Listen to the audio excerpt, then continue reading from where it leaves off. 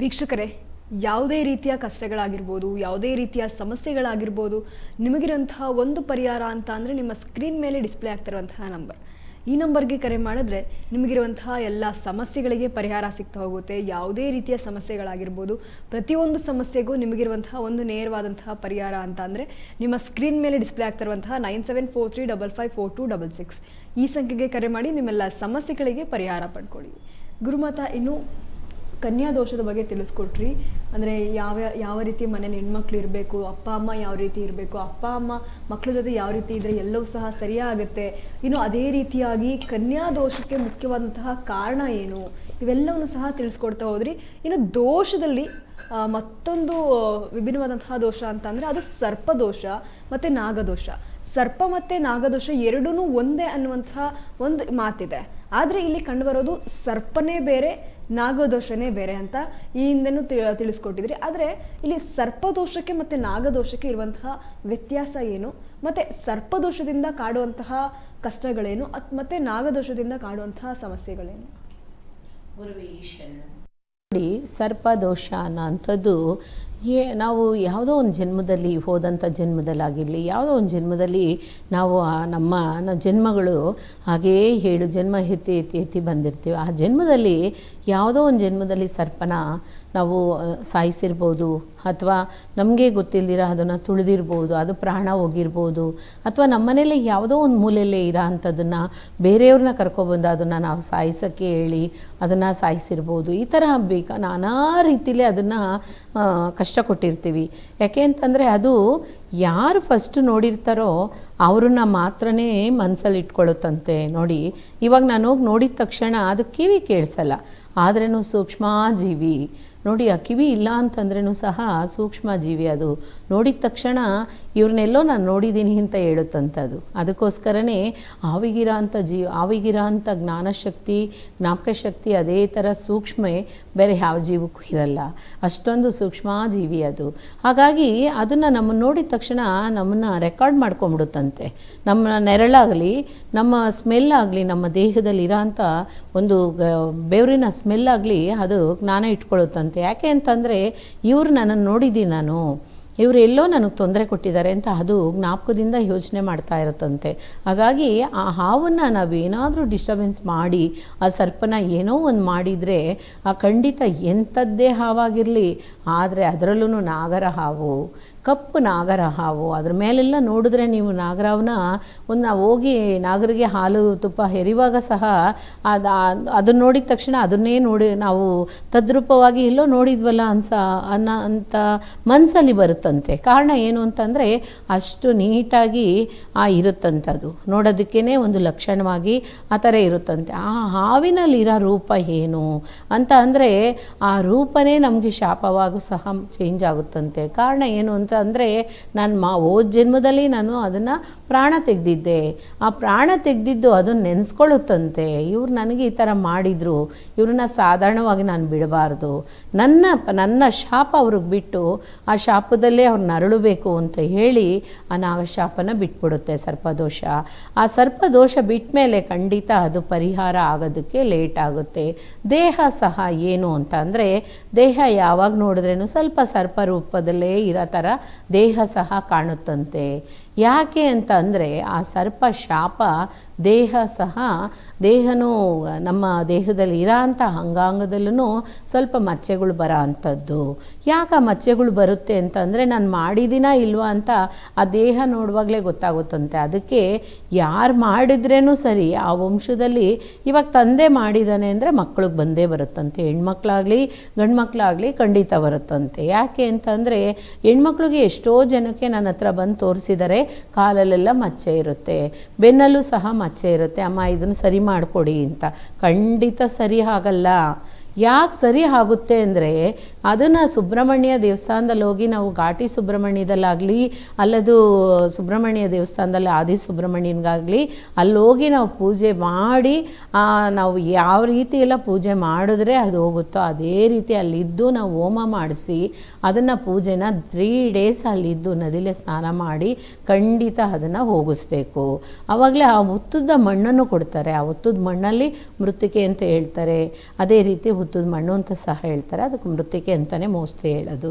ಅದನ್ನು ತಂದು ದೇಹದಲ್ಲಿ ಹಚ್ಚಿ ಸ್ನಾನ ಮಾಡಿದ್ರೆ ಆಗ ಸ್ವಲ್ಪ ಇರೋಂಥ ಮಚ್ಚೆಗಳು ಸ್ವಲ್ಪ ಕಮ್ಮಿ ಆಗುತ್ತೆ. ನೋಡಿ, ಎಲ್ಲೆಲ್ಲಿ ನೋಡಿದ್ರೇನು ಸರಿ, ಬೆರಳಲ್ಲಿ ನಾವು ಇಡೋ ಅಂಥದ್ದು ಒಂದು ಮಲ್ಲಿಗೆ ಹೂವು ಇದರಲ್ಲಿ ತೊಟ್ಟು ಎಷ್ಟಿರುತ್ತೋ ಅಷ್ಟಷ್ಟು ಮಚ್ಚೆಗಳಿರ್ತವೆ. ಒಂದು ಮಗುಗೆ ನೋಡಿದ್ರೆ ಸುಮಾರು ಒಂದು 15 ದಿವಸಕ್ಕೆ ಮುಂಚೆ ಒಂದು ಫೋಟೋ ಕಳಿಸ್ಕೊಟ್ಟಿದ್ರು ನನಗೆ. ಆ ಮಗು ಬೆನ್ನಲ್ಲಿ ಸುಮಾರು ಅಂದ್ರೂ ಒಂದು 25ರಿಂದ 30 ಮಚ್ಚೆಗಳಿದೆ. ಅದು ಎಲ್ಲನೂ ಆ ಮಲ್ಲಿಗೆ ಹೂವಿನ ಮಚ್ಚೆ, ಮಲ್ಲಿಗೆ ಹೂವಿಂದು ತೊಟ್ಟು ಹೇಗಿದೆಯೋ ಅದೇ ರೀತಿ ಇದೆ. ಕಾರಣ ಏನು ಅಂತಂದರೆ, ಆ ವಂಶದಲ್ಲಿ ಯಾರು ಮಾಡಿದ್ರೋ, ತಾತನೋ ಅಜ್ಜಿನೋ ಅಥವಾ ಯಾರು ಮಾಡಿದ್ರೋ ಈಗ ಆ ಮಕ್ಳಿಗೆ ಬಂದಿದೆ. ಅದಕ್ಕೆ ಹೇಳೋದು, ಯಾವ ಕಾರಣಕ್ಕೂ ಸರಿ ನಾಗರಾವಾಗಿ ಇತ್ತು ಅಂತ ಅಂದರೆ ಅದನ್ನು ಸಾಯಿಸೋದಕ್ಕೆ ಪ್ರಯತ್ನ ಪಡಬಾರ್ದು. ಎಂಥ ಹಾವುಗಳೇ ಆಗಿರಲಿ ಸಾಯಿಸೋದಕ್ಕೆ ಪ್ರಯತ್ನ ಪಡಬಾರ್ದು. ಅದಕ್ಕೋಸ್ಕರ ವಿಷಕ್ರಿಮಿಗಳಾಗಿ ಬಿಡ ಅಂಥದ್ದಲ್ಲ. ಕರೆದ್ಬಿಟ್ಟು ಅವ್ರನ್ನ ಅದು ಪಾದಗಾಪಿಂದ ಕರೆದು ಅವ್ರನ್ನ ಸಲಹೆಯಿಂದ ತೊಗೊಂಡೋಗಿ ಬೇರೆ ಕಡೆಗೆ ಬಿಡೋ ಅಂಥದ್ದು, ಇಲ್ಲ ಅಂತಂದರೆ ಝೂಲ ತೊಗೊಂಡೋಗಿ ಇಟ್ಕೊಳ್ಳೋ ಅಂಥದ್ದು ಈ ಥರ ಮಾಡ್ತಾರೆ. ಕಾರಣ ಏನು ಅಂತಂದರೆ, ಆ ಶಾಪ ಬಂದ್ಬಿಡುತ್ತೆ ಅಂತ ಹೇಳಿಬಿಟ್ಟೇ ಅದನ್ನು ಯಾರನ್ನು ಸಾಯಿಸೋದಕ್ಕೆ ಅನುಮತಿ ಕೊಡಲ್ಲ. ಕಾರಣ ಅದಕ್ಕೋಸ್ಕರನೇ ತುಂಬ ಜನ ಏನು ಮಾಡ್ತಾರೆ, ಮನೇಲಿ ಇದ್ರೂ ಸಹ ಹೊರಗಡೆ ಬಂದು ಕಾವಲಾಗಿರ್ತಾರೆ. ಕಾರಣ ಅದು ಹೊರಗಡೆ ಹೋಗಲಿ ಅಂತ ಸಾಂಬ್ರಾಣಿ ಹಾಕಿದ್ರೆ ಮಾತ್ರ ಅದು ಹೊರಗಡೆ ಹೋಗುತ್ತೆ, ಇಲ್ಲಾಂದರೆ ಹೋಗಲ್ಲ. ಅದೇ ರೀತಿ ಈ ಶಾಪ ಇರೋಂಥವ್ರು, ಸರ್ಪ ಶಾಪ ಇರೋಂಥವ್ರು ಈ ನಮ್ಮ ಜನ್ರೇಷನಲ್ಲಿ ಯಾರೇ ಮಾಡಿದ್ರೂ ಈಗ ನಮ್ಗದು ಗೊತ್ತಾಗ್ತಾ ಇದೆ ಅಂತ ಅಂದರೆ, ಜನ್ರೇಷನಲ್ಲಿ ಇದ್ದವ್ರು ಯಾರೂ ಮಾಡಲಿಲ್ಲ, ನಾನೇ ಮಾಡಿದ್ದೀನಿ. ಅದಕ್ಕೋಸ್ಕರನೇ ಅದು ನನಗೆ ಅರ್ಥ ಆಗ್ತಾ ಇದೆ. ನೋಡಿ, ಹೋಗಿದ್ದ ಜನ್ಮದಲ್ಲೆಲ್ಲ ನಾನು ಮಾಡಿದ ಅಂಥದ್ದು ಈ ಜನ್ಮದಲ್ಲಿ ನಾನು ಟ್ಯಾಲಿ ಮಾಡಲೇಬೇಕು. ಕಾರಣ ಏನು ಅಂತಂದರೆ, ಅದು ಈಕ್ವಲೈಸ್ ಮಾಡಲಿಲ್ಲ ಅಂದರೆ ಮುಂದಿನ ಜನ್ಮಕ್ಕೆ ನಾನು ಕಾಲಿಡೋಕ್ಕಾಗಲ್ಲ ಅಂತಾರೆ. ಮುಂದಿನ ಜನ್ಮ ನಮಗೇನಿದೆ ಅದು ನಾವು ಹೇಳೋಕ್ಕೆ ಸಾಧ್ಯ ಇಲ್ಲ. ಆ ಭಗವಂತನಿಗೆ ಬಿಟ್ಟಿದ್ದು, ನಾಳೆನೇ ನಮ್ಮದಲ್ಲ. ಹಂಗಿದ್ಮೇಲೆ ಮುಂದಿನ ಜನ್ಮದ ಬಗ್ಗೆ ನಮಗೆ ಬೇಡ. ಹಾಗಾಗಿ ನಾವು ಮಾಡೋ ಅಂಥದ್ದೇನು ಅಂತಂದರೆ, ಆ ಶಾಪದಿಂದ ಮುಕ್ತಿ ಆಗಬೇಕು ಅಂದರೆ ದಿನನಿತ್ಯ ಭಗವಂತನ ಹತ್ರ ಒಂದು ಧೂಪ ಹಾಕಬೇಕು, ಸಾಂಬ್ರಾಣಿ ಹಚ್ತಾ ಬರಬೇಕು. ಸುಬ್ರಹ್ಮಣ್ಯ, ಘಾಟಿ ಸುಬ್ರಹ್ಮಣ್ಯ ಆಗಲಿ, ಇಲ್ಲ ಕುಕ್ಕೆ ಸುಬ್ರಹ್ಮಣ್ಯ ಆಗಲಿ, ಆದಿ ಸುಬ್ರಹ್ಮಣ್ಯ ಆಗಲಿ, ಅಲ್ಲೋಗಿ 3 ದಿನ ಇದ್ದು ಪೂಜೆ ಮಾಡಿದ ಸತ್ಯ ಆದರೆ ಖಂಡಿತ ಆ ಸರ್ಪದೋಷದಿಂದ ಹೊರಗಡೆ ಬರ್ಬೋದು. ಆ ಸರ್ಪದೋಷ ಇರೋರಿಗೆ 30 ವಯಸ್ಸಿಗೆ ಮೀರಿನೇ ಮದುವೆ ಆಗೋಂಥದ್ದು, 35 ವಯಸ್ಸು ಒಳಗಡೆ ಮದುವೆ ಆಗೋದಿಲ್ಲ ಖಂಡಿತ. ಯಾಕೆ ಅಂತಂದರೆ, ಹೆಣ್ಮಕ್ಳಾಗಲಿ ಗಂಡು ಮಕ್ಕಳಾಗಲಿ ಖಂಡಿತ ಆಗೋದಿಲ್ಲ. ಆ ದೋಷ ಹೋಗೋದಕ್ಕೆ ಅಷ್ಟು ವರ್ಷ ಕಾಲ ಆಗುತ್ತಂತೆ. ಅದಕ್ಕೋಸ್ಕರನೇ ಹೇಳೋದು, ಸರ್ಪಗಳನ್ನ ನೋಡಿದ್ರೆ ಖಂಡಿತ ಯಾರು ಸಾಯಿಸೋಕ್ಕೆ ಪ್ರಯತ್ನ ಮಾಡಬೇಡಿ. ಇನ್ಫಾರ್ಮೇಷನ್ ಕೊಟ್ಟು ಬಂದು ತಗೊಳ್ಳೋಗೋ ಅಂಥವ್ರಿಗೆ ಹೇಳ್ಬಿಟ್ಟು ನೀವು ಅದನ್ನು ಹಿಡ್ಕೊಡೋದು ಒಳ್ಳೆಯದು. ಫಾರೆಸ್ಟ್ಗೆ ಫೋನ್ ಮಾಡಬೇಡಿ, ಖಂಡಿತ ಬರ್ತಾರೆ, ಅದನ್ನು ಸಲಹೆ ಮಾಡ್ಕೊತಾರೆ. ಖಂಡಿತ ಪ್ರಾಣ ತೆಗೆಯೋದಕ್ಕೆ ಹೋಗಿ ನೀವು ಶಾಪದಲ್ಲಿ ಬೀಳಬೇಡಿ. ಗುರುವೇ ಶರಣಂ. ನಿಮ್ಮೆಲ್ಲ ಸಮಸ್ಯೆಗಳಿಗೆ ನಿಮಗಿರುವಂತಹ ನೇರವಾದಂತಹ ಒಂದು ಪರಿಹಾರ ಅಂತ ಅಂದರೆ, ನಿಮ್ಮ ಸ್ಕ್ರೀನ್ ಮೇಲೆ ಡಿಸ್ಪ್ಲೇ ಆಗ್ತಿರುವಂತಹ ನಂಬರ್. ಈ ನಂಬರ್ಗೆ ಕರೆ ಮಾಡಿದ್ರೆ ನಿಮಗಿರುವಂತಹ ಎಲ್ಲ ಸಮಸ್ಯೆಗಳಾಗಿರ್ಬೋದು, ಕಷ್ಟಗಳಾಗಿರ್ಬೋದು, ಇವೆಲ್ಲವೂ ಸಹ ದೂರ ಆಗುತ್ತೆ ಅಂತಲೇ ಹೇಳ್ಬೋದು. ಶಿಕ್ಷಣದಲ್ಲಿ ಸಾಕಷ್ಟು ಸಮಸ್ಯೆಗಳೆದುರಾಗ್ತಾ ಇದೆ, ಓದೋಕ್ಕೆ ಇಂಟ್ರೆಸ್ಟ್ ಬರ್ತಾ ಇಲ್ಲ, ಎಷ್ಟೇ ಓದಿದ್ರು ತಲೆಯಲ್ಲಿ ನಿಲ್ತಾ ಇಲ್ಲ, ಎಕ್ಸಾಮ್ ಬರೀಬೇಕು ಆದರೂ ಸಹ ಓದಿರೋದು ನೆನಪು ಬರ್ತಾ ಇಲ್ಲ. ಈ ರೀತಿ ನಾನಾ ರೀತಿಯ ಪ್ರಶ್ನೆಗಳಿರುತ್ತೆ, ನಾನಾ ರೀತಿಯ ಸಮಸ್ಯೆಗಳಿರುತ್ತೆ. ಶಿಕ್ಷಣದಲ್ಲಿರುವಂತಹ ಸಮಸ್ಯೆಗೆ ಅದಕ್ಕೆ ಸಂಬಂಧಪಟ್ಟಂತಹ ಯಂತ್ರ ಇದೆ, ಅದಕ್ಕೆ ಸಂಬಂಧಪಟ್ಟಂತಹ ಪೂಜೆ ಇದೆ, ಇದನ್ನು ನೀವು ಮಾಡಿಸ್ಬೋದು. ಇನ್ನು ಯಾವ ರೀತಿ ನಾವು ಓದಿದ್ರೆ ನೀವು ಎಜುಕೇಷನಲ್ಲಿ ಮುಂದುವರಿತೀರಾ ಇವೆಲ್ಲವನ್ನೂ ಸಹ ತಿಳಿಸ್ಕೊಡ್ತಾರೆ ಗುರುಮಾತಾ. ತಪ್ಪದೇ ಕರೆ ಮಾಡಿ 9743554266 ಈ ಸಂಖ್ಯೆಗೆ ಕರೆ ಮಾಡಿದ್ರೆ ನಿಮಗಿರುವಂತಹ ಎಲ್ಲ ಸಮಸ್ಯೆಗೆ ಗುರುಮಾತಾ ಪರಿಹಾರವನ್ನು ಕೊಡ್ತಾ ಹೋಗ್ತಾರೆ. ಗುರುಮಾತಾ, ಇನ್ನು ಸರ್ಪದೋಷ, ನಾಗದೋಷ, ಅದರ ಜೊತೆಗೆ ಕನ್ಯಾ ದೋಷದ ಬಗ್ಗೆ ತಿಳಿಸ್ಕೊಟ್ರಿ. ಇನ್ನು ಉಳಿದಿರುವಂಥದ್ದು ಈ ಮಂಗಳ ದೋಷ ಅನ್ನೋದೇನಿದೆ, ಇದು ಸಾಕಷ್ಟು ಬಾರಿ ಕಾಡುವಂತಹ ದೋಷ ಅಂತಾನೆ ಹೇಳ್ಬೋದು. ಬೇರೆ ಬೇರೆ ರೀತಿಯಲ್ಲಿ ಒಂದಷ್ಟು ಕಷ್ಟಗಳನ್ನ ತಂದೊಡ್ಡುತ್ತೆ. ಇದ್ರ ಬಗ್ಗೆ ತಿಳಿಸ್ಕೊಡೋದು. ಹೌದು, ನೋಡಿ, ಮಂಗಳ ದೋಷ ಅಂತಂದರೆ ಅದು ಕುಜ ದೋಷನೂ ಹೇಳ್ತಾರೆ, ಸರ್ಪದೋಷನೂ ಸಹ ಹೇಳ್ತಾರೆ, ಸೆವಾದೋಷ ಅಂತಲೂ ಸಹ ಹೇಳ್ತಾರೆ. ಇದು ಏನು ಅಂತ ಅಂದರೆ, ಮಂಗಳ ದೋಷ ಯಾವಾಗ್ಲೂ ಅದು ಸಾಮಾನ್ಯ ಎಲ್ರಿಗೂ ಬರುತ್ತೆ, ಇಲ್ಲ ಅಂತಲ್ಲ. ಹೆಣ್ಮಕ್ಳಿಗೂ ಇರುತ್ತೆ, ಗಂಡು ಮಕ್ಳಿಗೂ ಇರುತ್ತೆ. ಅದರಿಂದ ಭಯಪಡೋ ಅಂಥದ್ದು ಏನಿಲ್ಲ. ಆದ್ರೂ ಸ್ಟಾರ್ಟಿಂಗಲ್ಲೇ ನೋಡ್ಕೊಂಬಿಟ್ರೆ ತುಂಬ ಒಳ್ಳೆಯದು. ಯಾಕೆ ಅಂತ ಅಂದರೆ, ಅದು ತುಂಬ ಜಾಸ್ತಿ ಆಗೋಷ್ಟು ಬಿಡಬಾರ್ದು. ಅದು ಏನಕ್ಕೋಸ್ಕರ ಬರುತ್ತೆ, ಹೇಗೆ ಬರುತ್ತೆ ಅಂತ ಅಂದರೆ ನೋಡಿ, ನಮ್ಮ ದೇಹದಲ್ಲಿ ಬಲವೀನ ಆಗಬಾರ್ದು, ಬಲವೀನ ಆಗದಿರ ಧೈರ್ಯವಾಗಿರಬೇಕು, ಅದೇ ರೀತಿ ನಂಬಿಕೆಯಿಂದ ಇರಬೇಕು. ನಮ್ಮಲ್ಲಿ ಹೇಗೆ ಬರುತ್ತೆ ಅದು ಅಂತಂದರೆ, ನಮಗೆ ಸ್ವಲ್ಪ ಜಾಸ್ತಿ ಏನು ಹೇಳೋದು, ಎಲ್ಲ ವಿಷಯನೂ ನಾವು ತಿಳ್ಕೋಬೇಕು ಅಂತ ಅಂದರೆ ಖಂಡಿತ ಎಲ್ಲ ಹೇಳಲೇಬೇಕು. ಹಾಗಾಗಿ ನಮಗೆ ಅಹಂಕಾರ ಬೇರೆ, ಅಹಂಕಾರ ಬೇರೆ, ದುರಹಂಕಾರ ಬೇರೆ, ದುರಹಂಕಾರ ಬೇರೆ. ನೋಡಿ ಎಷ್ಟು ವ್ಯತ್ಯಾಸಗಳಿದೆ. ಅದಕ್ಕೆ ಅದು ಎಷ್ಟೆಲ್ಲ ಅಂತ ಬರುತ್ತೋ ಆ ಅನ್ನೋ ಹೆಸರಲ್ಲಿ ಅದು ಉಂಡಾಗ್ತಾನೇ ಇರುತ್ತೆ ನಮ್ಮ ದೇಹಕ್ಕೆ.